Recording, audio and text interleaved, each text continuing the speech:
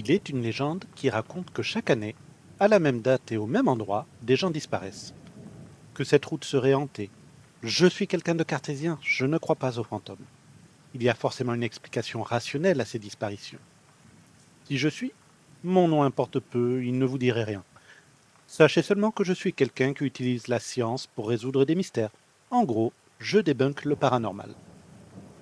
J'ai souvent été pris à partie par les partisans du surnaturel, mais jusqu'à aujourd'hui, ils ne m'ont encore jamais apporté la moindre preuve concluante de l'existence du paranormal.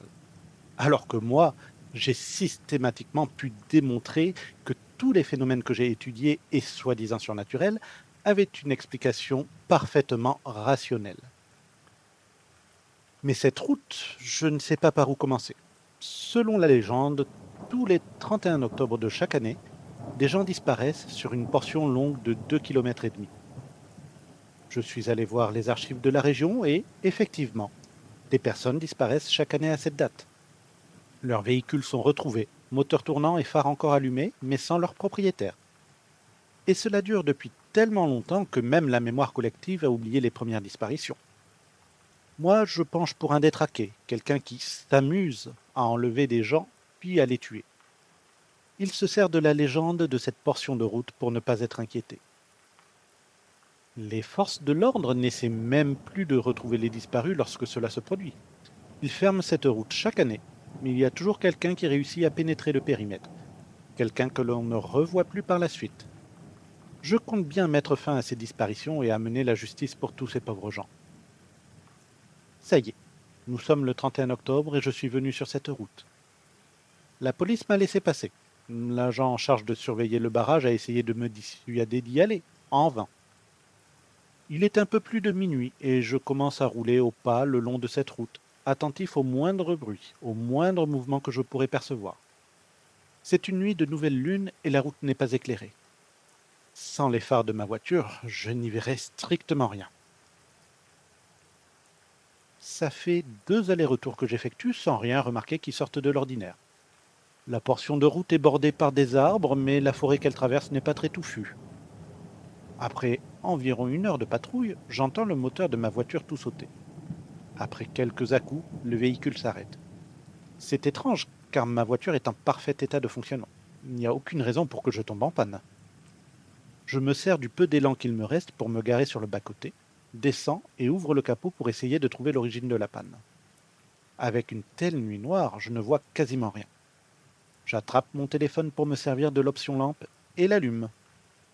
Le signal de la batterie sur mon écran clignote, puis, à son tour, mon portable s'éteint. Foutu smartphone. De nos jours, les fabricants ne sont pas capables de faire des batteries qui tiennent plus de 24 heures sans avoir à être rechargées. C'est bien ma veine. Je suis en panne au milieu de la nuit, sans lumière, sans moyen de communication, sur une portion de route fermée que la plupart des gens ont peur d'emprunter à cause de stupides superstitions. Un craquement non loin de moi se fait entendre. Mon regard se dirige vers l'endroit d'où semblait provenir le son, et je scrute les ténèbres pour essayer de voir quelque chose, en vain. Probablement un animal qui aura marché sur du bois sec. Je dois prendre une décision. Soit je reste là à attendre que le jour se lève pour que la route soit réouverte et espère que quelqu'un empruntera ce chemin et pourra ainsi me dépanner, soit je marche jusqu'en ville. Après m'être assuré de ne rien avoir laissé de valeur dans la voiture et avoir fermé à clé le véhicule, je reprends le chemin en direction de la ville. Je marche sur le bord de la route. La légère brise dans les arbres produit des sons étranges. Des craquements se font régulièrement entendre de part et d'autre de la route. La vie nocturne bat son plein. À un moment donné, je vois une paire d'yeux m'observer entre deux arbres.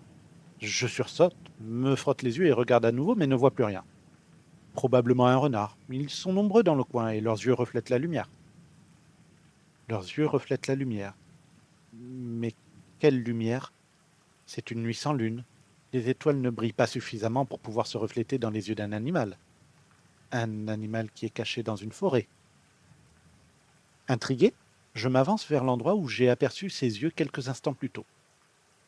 Toujours ces petits bruits de la nuit, ces craquements, ces trottinements, ces frottements. Je passe les premiers buissons et m'arrête pour observer les ténèbres qui m'entourent. Qu'est-ce que je donnerais pas pour avoir de la lumière? Après quelques instants immobiles, je décide de reprendre mon chemin car je ne vois rien. Quelque chose me frôle. Je l'ai senti sur la main. Un autre sursaut. C'était soyeux, comme de la fourrure. Mais une fois encore, je ne vois rien. Je tends l'oreille. Tout est devenu silencieux. Extrêmement silencieux. J'entends les battements de mon cœur qui commencent à s'accélérer. Poupoum, poupoum, poupoum. Je me retourne pour repartir vers la route. Si un animal est assez téméraire et grand pour me frôler la main, il ne peut pas s'agir d'un renard. Il pourrait être dangereux de rester sous le couvert des arbres. Finalement, ce n'est peut-être pas un meurtrier fou, mais des attaques d'animaux qui seraient à l'origine de ces disparitions. Je me mets en marche, mais ne retrouve pas la route. Le bitume qui devrait se trouver à 2 mètres devant moi n'est pas là. Il est facile de perdre le sens de l'orientation dans ces ténèbres. Et j'ai dû partir du mauvais côté. J'essaie une autre direction. En vain. Poupoum, poupoum, poupoum. Mon rythme cardiaque s'accélère encore et un début de panique se fait ressentir. Je m'arrête quelques instants, prends appui sur un tronc d'arbre et essaie de me calmer. Je respire profondément. Je pousse malgré moi un petit cri. Encore cette sensation de fourrure qui me frôle. Je regarde tout autour de moi mais ne vois rien. Je n'entends rien non plus. J'attrape un bout de bois au sol et fais des moulinets avec autour de moi. Je ne sais pas ce qu'est cet animal, mais je compte bien le faire fuir puis retrouver mon chemin. J'avance tout en balançant mon bras devant moi avec mon gourdin de fortune. Mes pieds se prennent dans des ronces. Je trébuche et m'affale lourdement par terre. J'en ai la respiration coupée. Poupoum, poupoum, poupoum. Un courant d'air me frôle la joue. Quelque chose vient de passer à quelques centimètres de mon visage et je n'ai rien vu. Poupoum, poupoum, poupoum. Je me relève précipitamment. Je ne vois rien, je n'entends rien d'autre que mon cœur qui bat la chamade. Je me mets à courir autant que possible. Je ne sais absolument pas dans quelle direction je dois partir.